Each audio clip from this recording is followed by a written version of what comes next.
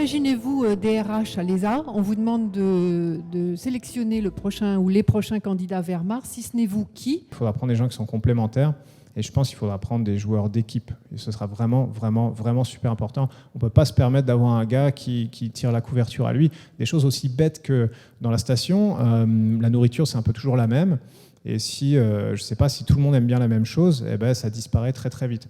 Donc s'il y a un gars qui se dit ah ouais non mais le dessert à la cerise tout le monde l'aime bien, donc je vais le manger hyper vite tous les mois, comme ça c'est moi qui aurai les 3 desserts à la cerise tous les mois et machin, ça crée des tensions. C'est bête, mais sur une mission au long cours où on vit en vase clos, des trucs comme ça peut pas marcher. Donc il faut des gens, au contraire, et nous ce qui se passait avec Peggy, et de manière complètement naturelle avec Peggy et Shane, on se rendait compte que d'autres gens aimaient bien un truc, et ben on le mangeait pas. On ne mangeait pas de manière à ce qu'eux puissent l'avoir. Et c'est vrai, hein, c'est tout bête, mais moi je me suis rendu compte à 2 mois de la mission que tout le monde faisait ça. C'est quand même dingue, sans l'avoir coordonné. Tu vois, tu repères que les gens aiment bien un mets particulier, bah, toi tu t'interdis de le manger parce que tu sais que ça leur fait plaisir à eux. Et on le faisait tous comme ça, et tout le monde était content.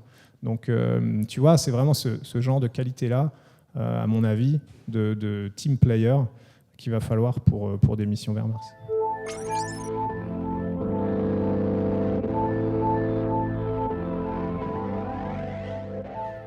Vu ce que vous avez subi et votre état au retour, qu'est-ce que vous pensez ? Est-ce que vous seriez capable de faire une mission scientifique sur Mars après un voyage de 6 à 9 mois ? Sur Mars, il faut rappeler qu'il y a quand même moins de gravité que sur Terre, donc le retour serait un petit peu moins difficile. Je pense qu'il faut quelques heures. Moi, honnêtement, les 12 premières heures, ça aurait été un peu compliqué de faire du travail physique, parce que mon équilibre n'était pas très bon, parce que quand je tournais trop la tête, j'avais un peu des vertiges, donc c'est pour ça qu'il y avait des médecins qui m'aidaient. Mais ça, on se réhabitue assez vite en fait. Moi, au bout de 12 heures, j'étais fonctionnel quand même. Donc, je pouvais marcher, alors pas en état de courir un marathon évidemment, mais je pouvais marcher, monter les escaliers, tourner, mettre mes chaussettes tout seul, des choses comme ça. Donc c'est une question intéressante, mais on y répond scientifiquement. Cette étude qui s'appelle Field Test, elle a pour vocation justement d'avoir des réponses prouvées, des réponses scientifiques, et de dire voilà, il faudra tant de temps dans tel état de gravité, et puis on planifiera en conséquence. On n'ira pas envoyer des gens creuser des tranchées dans les 2 premières heures après avoir touché la surface de Mars. De toute façon, quand on ira au long cours. On n'ira pas pour une semaine, on ira pour 6 mois. Donc, à mon avis, ça ne posera pas de problème. Vous avez passé 196 jours dans l'ISS. Un voyage vers Mars, ce sera plutôt dans les 2 ans. Est-ce que vous vous sentez capable de tenir cette durée sans sentir l'air frais, sans voir la lumière du jour ? Il y a des gens qui l'ont fait au sol, qui ont fait des voyages sur Mars au sol, donc il faut leur poser la question à eux. Mais non, je pense qu'il y a 2 choses. Il y a 2 choses qui vraiment qui maintiennent l'esprit en alerte. Le premier, c'est la conscience de la durée. En fait, là, je savais que j'étais parti pour 6 mois. Et souvent, dans tous les voyages, à partir de la moitié, on a un petit coup de blues où on commence vraiment à regarder vers le retour.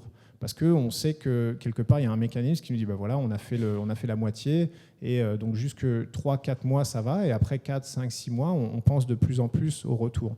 C'est normal, ça arrive dans tous les voyages, je pense.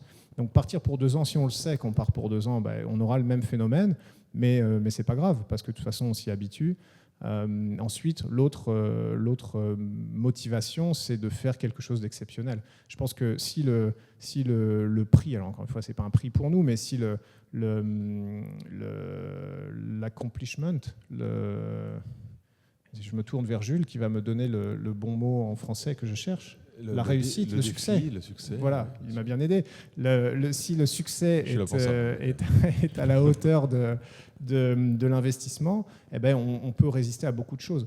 Moi, partir 2 ans loin de chez moi pour rien, ce serait difficile. Partir 2 ans loin de chez moi en me disant que ça y est, au sein d'une mission internationale, on va aller vers Mars pour la première fois, ça va être complètement incroyable. Ce sera l'aventure humaine du 21e siècle. On se met dans des conditions psychologiques un peu différentes et puis on peut endurer un peu plus. Donc je pense que c'est un peu un contrat avec soi-même et il faut en avoir conscience.